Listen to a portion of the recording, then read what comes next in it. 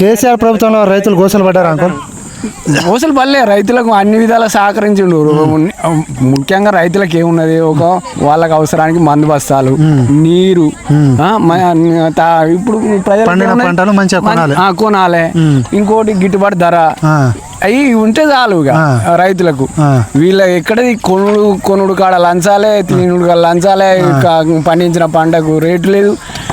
ఏదో మేము కొంటానని వాస్తే కానీ ఇబ్బంది పడతాను, నాన్న వస్తలు పడతాను. రైతు వీధి కాడ పోయి రైతుల కళ్ళ కాడ పోయి చూస్తే సొంత బండి పెట్టుకుంటారు. సొంత బండ్లు సరే, బండ్లు అంటే బండ్లు పెడతాను కానీ కాలం పరిస్థితి ఇంకా మన్నించింది మా దగ్గర. ఒక్కొక్కరి దగ్గర ఏడుతాను, వర్షాలు పడి వర్షాలు పడి మస్తు పెడతాను.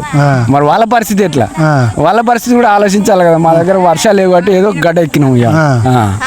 అది ప్రతి గింజ కొంటున్నాం కావాలని చెప్పేసి ఇట్లా ఆరోపణలు ఉంటాడు. కొంటేలా టైం కొనపోయి టైంకి ఆసామికి పంట పండగానే దానికి ధర అనేది సరైన టైంకి ఇవ్వడం. కానీ ఇప్పుడు మక్కలు 2 నెలలు 3 నెలలు అకౌంట్ పెట్టి ఇలా పైసలు ఏం ఇప్పుడు కూలోనికి ఏమి ఇవ్వాలి, వాడు పెట్టుబడికి ఏమి ఇవ్వాలి, వాడి బిడ్డ పేర్లు ఏదైనా ఖర్చులకు ఇల్లు కట్టుకో ప్రతిదానికి అవసరమే కదా.